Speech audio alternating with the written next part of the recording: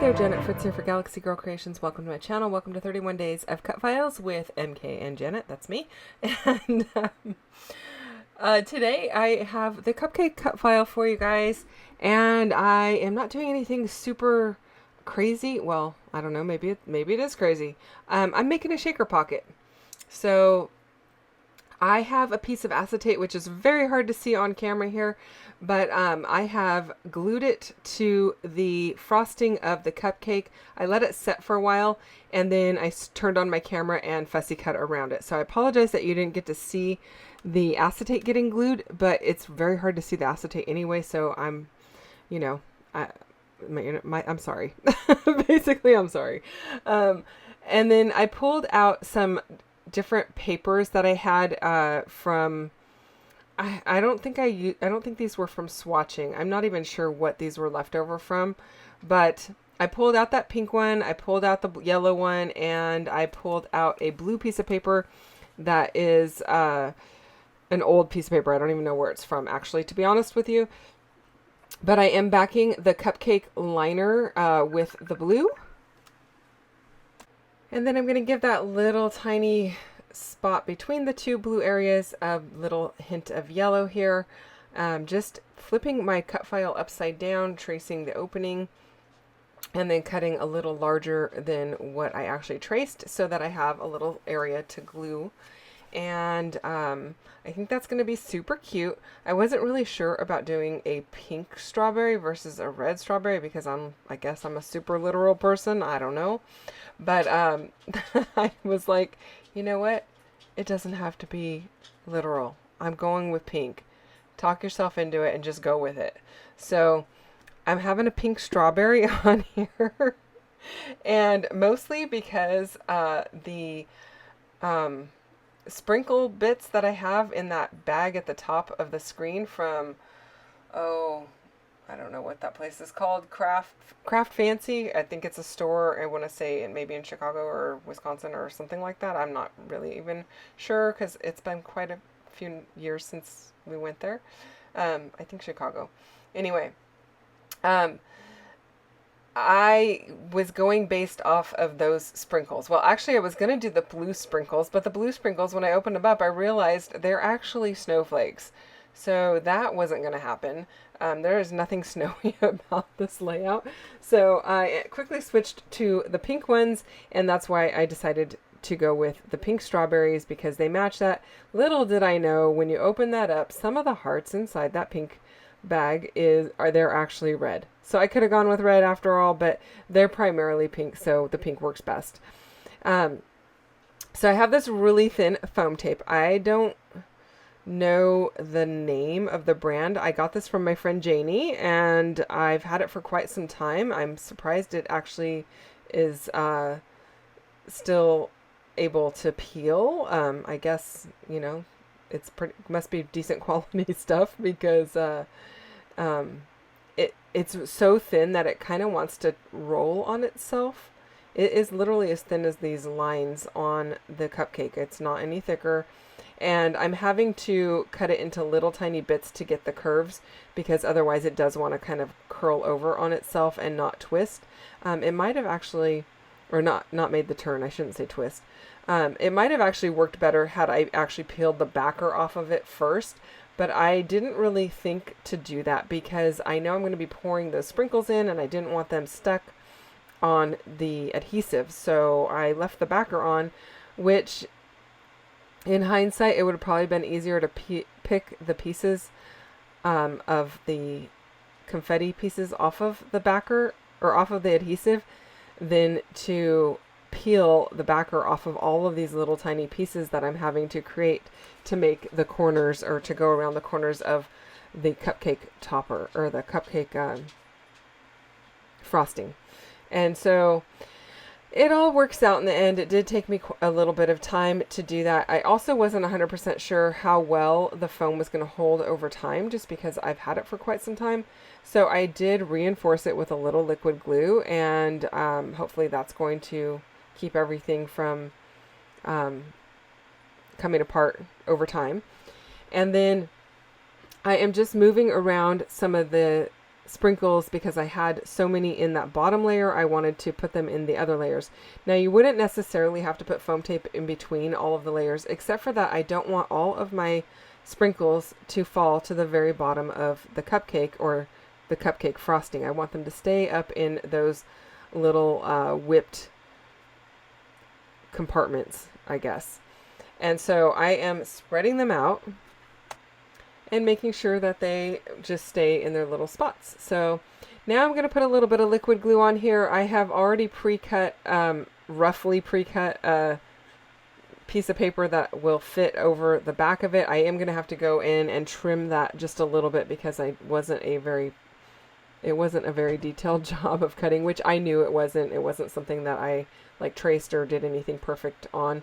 I just did a really rough cut on it. So I am just going in with these little tiny scissors. These are actually, I believe, cuticle scissors, but I love them to get into the little tiny areas in Cutfiles. I do a lot of fussy cutting actually with my Tim Holtz 9.5-inch shears, but when it gets to be like the little grooves between, I don't know, leaves and that kind of stuff, I do switch over to these little ones. I probably didn't need these little tiny ones for some of this. I could have used the bigger ones, but because I was going into the area between that little cookie piece and the frosting and all of that, I decided to use the little ones. So they work great. I've had them for a long time. No problems.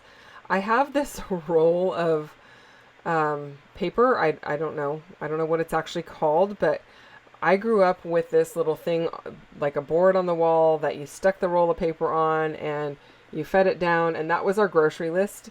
And so when I was cleaning out my mom's desk, there was a huge roll of it, and so I was like, you know what, I'm going to pull some of that in into my scrap room and use it here and there. I mean, there's nothing wrong with it. I don't know. I couldn't say that it's acid free, but you know, my photos are digital photos. I'm not too worried about that at this point in life, mostly because I feel like everything is digital now. It's not like it's really hard to get copies of your photos. That's my theory. I wouldn't necessarily use it on my photos from 1970, but those photos I would scan and use a recreation of those photos reprinted.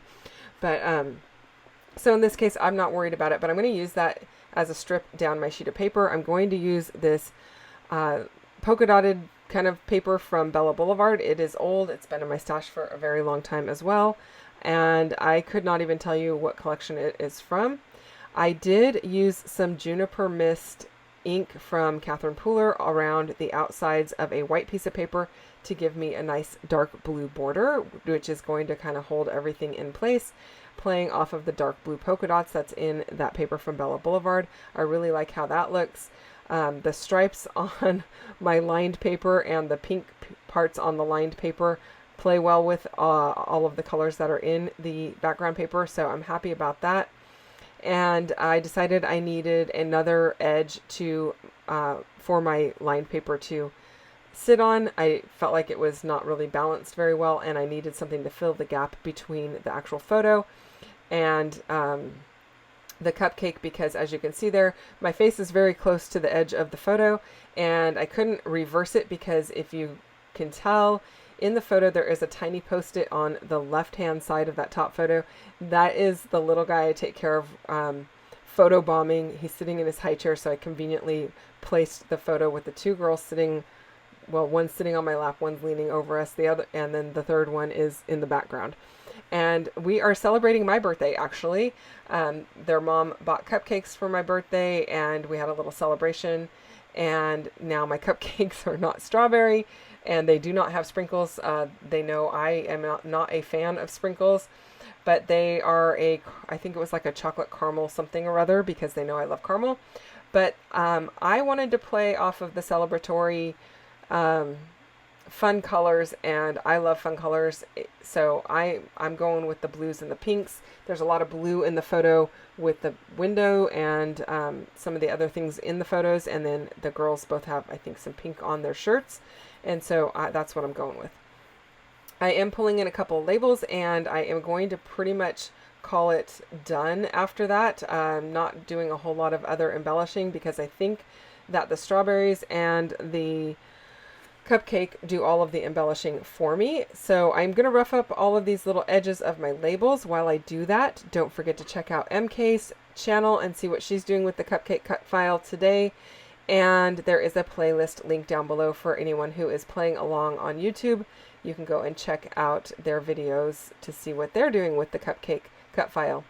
Oh, I did go in with some, I totally forgot. I'm not done. I'm going to put a title on this, but I am also going to use these little tiny star rub-ons from the Spectrum Sherbert collection from 49 and Market. And I'm just putting little stars here and there on those polka dots. And that's just kind of playing off of the celebratory look as well. I think they're kind of cute, and it just kind of gives a little added interest. And they're so tiny that it doesn't really take away from anything else that's going on in the photo. It just kind of adds to it and adds a little different kind of perspective.